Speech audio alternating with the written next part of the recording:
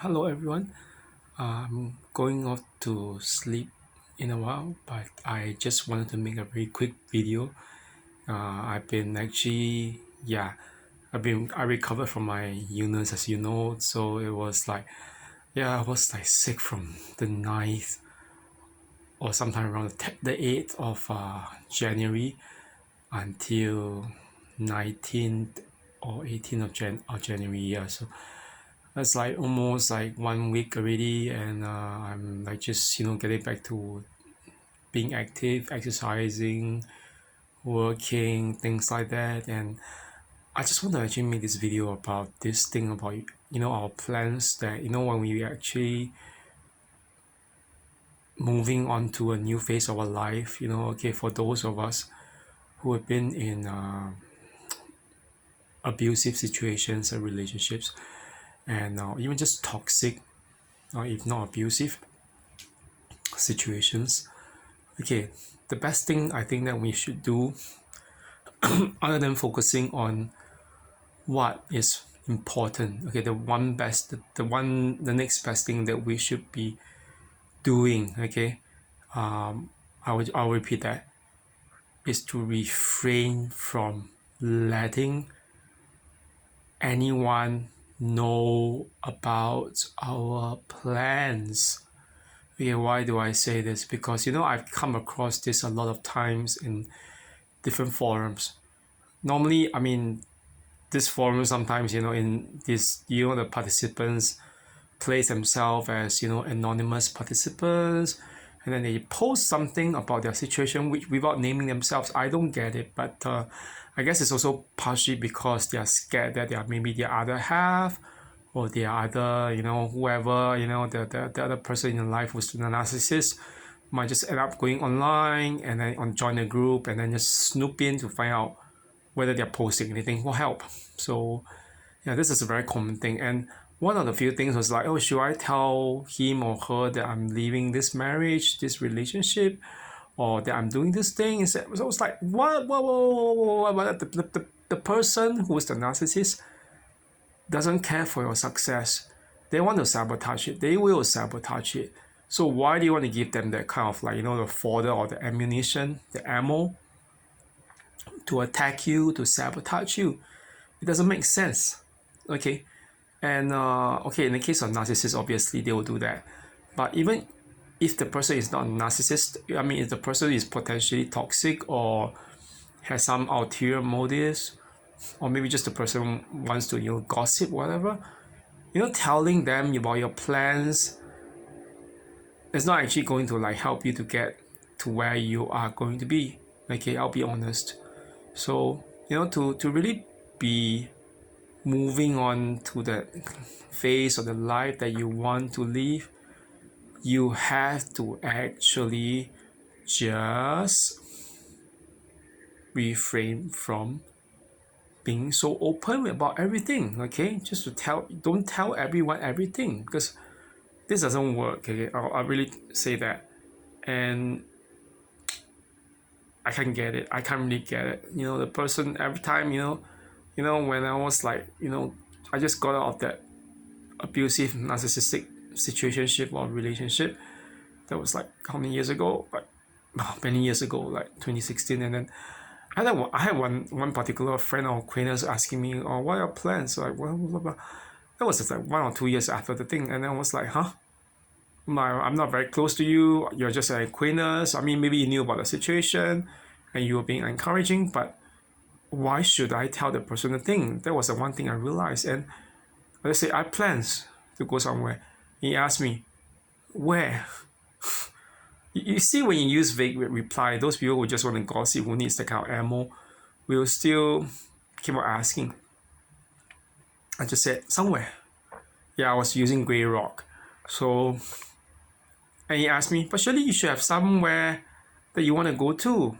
I said, you know what? Well, that was when I really just realized, oh, this person is not really interested in just leaving me be. He doesn't know his boundaries. And I was really tempted to give him the name of one of the 9 realms of Norse mythology, but I decided against it because it's not very polite, and I don't want to be that kind of person. I mean, I didn't want to troll anyone, so I just said, You know what? I actually have something that in mind. Okay, but I am not comfortable telling you, and I don't want to tell you anything because you're not gonna help me get there anyway. So I mean that was yeah, that was a gist of what I said. I didn't say everything in this particular thing that I'm telling you about right now. But yeah, my gist is basically I'm not telling anything because I'm not comfortable telling you. That was what I told him, and you know the thing is once you say that, you know how liberating it feels when you tell someone, you know what, I have my own plans, but please don't, come into my space. And I think this should be the thing for everyone. Everyone. The last thing we should be doing is to be so much of like this talkative person share, not talkative, but let's say oversharer. You overshare everything. It's not good for you. Okay.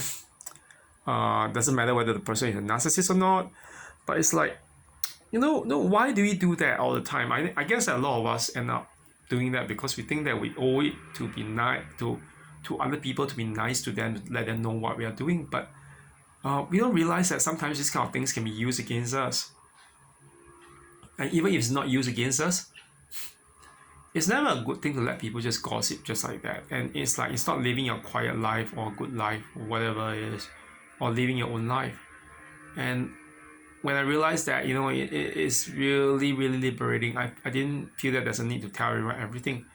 And I mean, occasionally, now I'm like, on these forums, all this, my YouTube channel, I do let people in and, I mean, on and off on what I'm planning to do.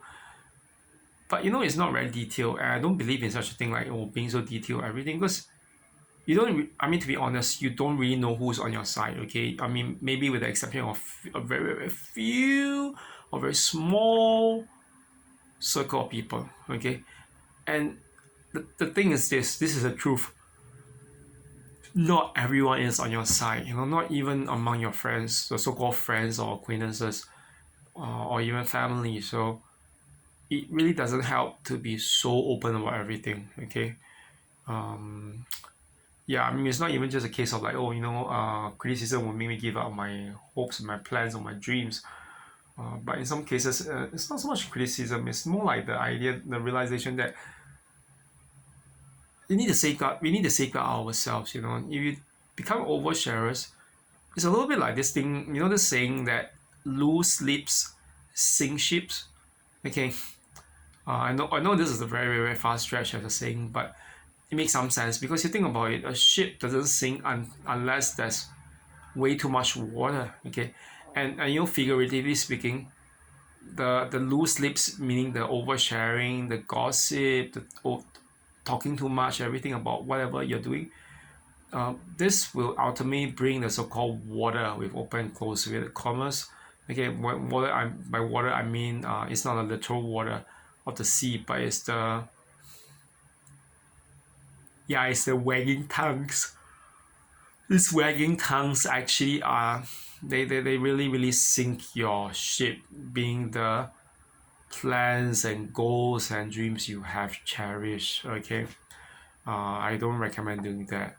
Okay, so anyway, I'm off to sleep, and yeah, just be discreet, low profile, and move in silence when it comes to your dreams and hopes and plans after you have left, especially a toxic situation or a toxic or narcissistic relationship. Just be quiet. Okay, I know that sometimes, one friend of mine from high school, she used to ask me, not high school, yes, actually, yeah, it's high school, it's pre-university. She used to say, oh, you used to be so talkative, but I mean, what happened to you? What changed you? I mean, she kind of knows that I went through something very traumatizing, but she didn't really press very much, and she just realized, oh, maybe you just need to have some healing, and maybe anyway, you're going through like counseling and psychotherapy with a psychologist, so she says fine. And she doesn't press. So that's the kind of friend you want. And but she did say something like, oh, the whole thing is that you are so quiet now, you just keep to yourself about everything, compared to last time when I knew you, like over the years, even into university and everything. And I mean, I can't really just tell her, you know what, I was traumatized. I'm so careful right now about everything. Um, but she kind of understands that it's like I don't want to share. I don't feel comfortable sharing everything. So, I mean, that's a good thing. So, but yeah, you just made me realize this whole abuse situation really changes the character. You know, it really changes the whole character for good. And I guess it wasn't just one situation, but it's just like a whole sustained period of that relationship. And yeah, and it's not something I really wanted to do. And because I mean, I love sharing about my life. You know, I have so much joy. You know, sometimes when I go to something, I do something, I realize that it was what I really wanted to do along, or is this a new opportunity for something, or for growth of a person, like for myself. I mean, I want to share. Yes, I want to share. I want to talk about it. I'm happy about it. But sometimes you just realize, you know, not everyone is really happy for you, and especially not a so-called narcissist or toxic person. If you are happy and you are like being fulfilled, they're gonna be like so envious, so jealous, and if they can't stop you from having that moment because it's something in the past, they will at least do something to actually ruin your mood so that you don't feel happy over having achieved it. Okay, they'll be the wet blankets and whatever, spoil your whole experience indirectly. So yeah, I mean, there's no point in being so open about everything. It's not what I think was meant to be. And sometimes I also wonder, you know, like if I had never been through this, would I still be the, you know, talkative, you know, open to sharing about everything, the kind of person that I was back then. Yeah, I do ask myself that kind of question with those ruminative thoughts. But I mean, sometimes, you know, with life, you can't just like keep on ruminating. You can't keep on thinking. And my thinking would just basically a case of me trying to live in the past. Yeah, and I just don't just want to live in the past, because you know the thing is this, um, the saying that, you know, the best predictor of the future outcome is always current behavior. And if I were just to keep on, you know, looking forward to future, whatever, and whatever I want the future to be, without looking at the now, the present, I would have missed the point. Okay, so anyway, yeah, I'm getting a bit tired now. I hope everyone has a good, pleasant night, and I'm gonna sleep. And yeah, it's like I've been working almost every day. So today, I mean, I'm supposed to do some work too, but I suffered stroke of luck. Yeah, one student's professor sick, so he doesn't have any class, any materials that he needs to cover. That I don't, which I mean, I don't need to do all this covering of the the articles, and explain him the argument, whatever. But yeah, but otherwise, you know, so I'm free. But now I think I have to go and sleep, and tomorrow, especially now that I'm back to exercising properly, yeah, I do. Yeah, tomorrow's leg day. So anyway, I hope everyone has a very good night and very blessed one. And I'll just log off now. Okay, bye bye.